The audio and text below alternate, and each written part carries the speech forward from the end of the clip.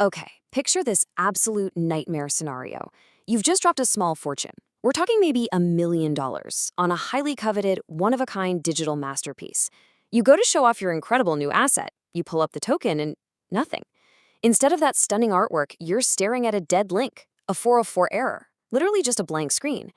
So what actually happens when your priceless NFT simply vanishes? Well, spoiler alert, unless it was stored properly, it's gone for good. Because in the wild west of Web3, owning the token on the blockchain honestly doesn't mean much if the data it points to isn't fiercely protected. Welcome back to another explainer on The Foundry by Forge College. I am so excited you're here today because we are going to fix that exact nightmare scenario. Today, I want you to step into a brand new role. You're no longer just a collector or an observer. You are now the chief security architect for a top-secret digital asset. Your mission?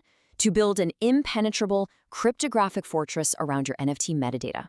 So grab your hard hats and let's get to work. Here is the blueprint for our fortress today. We'll start with securing your masterpiece, then we'll construct 3 massive defensive walls: unbreakable integrity, access control, and ultimate redundancy, before wrapping it all up with your final security checklist. All right, let's dive right into part 1, securing your masterpiece, or as I like to call it, the anatomy of a metadata fortress. Which brings us right to pillar 1, unbreakable integrity. Time to build that first wall. Before we can build the walls, we kind of need to know what we're actually defending, right? You know the drill. The actual art, the high-res image, the video, and the descriptive properties we call the metadata usually aren't stored directly on the blockchain itself. It's just way too heavy for that. Instead, the blockchain token holds a pointer to a file. That file is your masterpiece, and it requires active, relentless defense. To guarantee no one secretly swaps out your digital Mona Lisa for a cheap counterfeit in the middle of the night, we don't use security guards. We use math. Enter the CID, or content identifier. Think of it as an impossibly complex digital wax seal. Instead of naming a file something generic based on where it's located, we name the file based on the actual bytes inside it. We run the metadata through a cryptographic hashing function, which spits out this totally unique digital fingerprint. If a hacker tries to change even a single pixel of the image or just one comma in the description, boom, the fingerprint shatters and changes entirely, and we are immediately alerted that the file was tampered with. But listen, just catching a tamper, that's only half the battle. We need to combine that CID with a cryptographic signature. Look, anyone can hash a file, but we have to prove who originally created it. By taking that exact CID and having the original creator sign it with their private key, we create an unforgeable attestation. It's like a cryptographic autograph. We've now permanently linked the true creator's identity directly to the exact bytes of the artwork. Just like that, our first wall is up, and it is unbreakable. Moving right along to pillar 2, access control. Let's set up the velvet rope.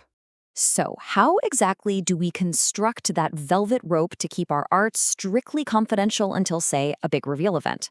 Our primary tool here is symmetric encryption. We take our private metadata and we totally scramble it using a rock-solid encryption standard like AES-GCM. The beauty of symmetric encryption is that it's super straightforward. You use the exact same cryptographic key to lock the data as you do to unlock it.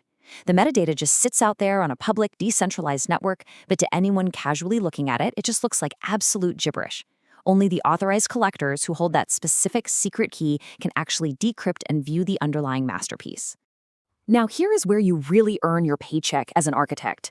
You have to make a vital design choice about how you combine our first 2 walls, hashing and encryption. Do you hash before you encrypt, or encrypt before you hash? Think about it. If you encrypt first, and then generate a CID of that scrambled ciphertext, you keep everything completely secret. We're talking total confidentiality. But if you generate a CID of the plain text first, and then encrypt it, the public can actually verify the original properties of the file without ever seeing the hidden image. You really have to weigh total secrecy against public verifiability based on the exact needs of your project. But wait, how do we actually give someone access without handing them the permanent master key? Enter the capability token. If symmetric encryption is the lock on the front door, a capability token is like a VIP backstage pass that self-destructs. It's basically a time-limited, signed URL that grants temporary retrieval rights from a gateway. Your backend checks if the user actually owns the token on-chain. If they do, they get this short-lived capability pass. It keeps your master decryption key completely safe from exposure, while still letting the rightful owner enjoy their art. Okay, let's get slightly nerdy for a second and look at this process exactly how a Node.js developer would see it. If you're building this Web3 fortress in code, it essentially comes down to 3 steps. Step 1, and please do not skip this, is to canonicalize or JSON metadata. That just means you organize the spaces in text in the exact same order every single time, so the math never gets confused and the bytes are always identical. Step 2, you encrypt that canonicalized data with AES GCM. And finally, step 3, you generate your SHA-256 digest, which becomes your CID. Boom. 3 elegant steps to total confidentiality. Side note, if you're the kind of person who loves getting your hands dirty and building these precise access control patterns yourself, that's exactly the kind of hands-on learning you do in Forge College courses. If you really love seeing how the theory turns into actual functioning architecture, their decentralized programs are absolutely fantastic for diving deep into this stuff. All right, on to our final defensive layer, Pillar 3, Ultimate Redundancy. Welcome to the Offsite Vault. Okay, so we now have a perfectly authentic, perfectly confidential asset. But what happens if the metaphorical museum catches fire? Seriously, if the single server holding your locked artifact crashes, all your fancy encryption won't save you. You need an off-site vault. To prevent catastrophic data loss, we don't just rely on one backup. We layer 3 different types of redundancy. First up, we use pinning. This is explicitly telling an IPFS node, hey, hold on to this file forever, do not delete it. That guarantees immediate availability. But one node is never enough, so we add multi-provider replication, copying the data across several independent pinning services for way higher durability. Finally, for the ultimate safety net, we use Filecoin archival. This uses incentive-backed cryptographic deals to ensure long-term retention. If one provider goes bankrupt or just falls offline, the others completely have your back. Now, the glue holding all this redundancy together is the signed manifest. You should always maintain a signed document that explicitly maps every single token ID to its specific CID version. Why is this so crucial? Because if a storage provider completely vanishes into thin air, or you have to rotate your metadata to a new provider, this immutable audit trail ensures that you and your collectors can always recover and verify the assets. The manifest is literally your master map.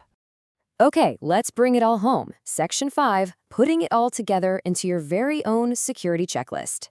We've got our 3 pillars: integrity, access control, and redundancy. The fortress is built. But a fortress is really only as good as the guards patrolling it, right? Let's transition from theory into practical application. As a security architect, your entire job is to anticipate disasters and neutralize them before they even happen by mapping threats to mitigations. Threat: a storage provider goes down. Mitigation: replicate across at least 2 independent providers plus Filecoin. Threat: a disgruntled insider leaks the symmetric key. Mitigation: implement strict key rotation policies and keep your master manifest signing key totally offline. Threat: silent tampering of the files. Mitigation: strict CID validation on the client side. Every single vulnerability must have a structural defense, no exceptions. So what is the ultimate goal of all this mapping and mitigating? It's 99.999%. By strategically layering our content identifiers, our cryptographic access controls, and that multi-provider redundancy, security architects are aiming for an annual data durability of 99.999%. We are taking a fragile digital file and virtually guaranteeing its survival across the decades, no matter what happens to the underlying infrastructure. That is a massive achievement. We have covered a ton of ground today, from cryptographic wax seals to encrypted velvet ropes and multi-layered off-site vaults. You officially hold the blueprints for a Web3 fortress. So I'm going to leave you with this final thought to reflect on. Take a hard look at your own decentralized storage setups, or even the projects you're currently investing in. Are they relying on a single point of failure? When the unexpected hits, how are you going to protect your digital legacy? Understanding how to truly protect data in a decentralized world is honestly one of the most critical skills you can develop right now. If you want to master these concepts and continue your journey through the NFTs and decentralized identity track, I highly encourage you to visit forge.college. It is an incredible resource to take these concepts and actually put them into practice. Thanks so much for learning with me today, and I'll see you in the next explainer.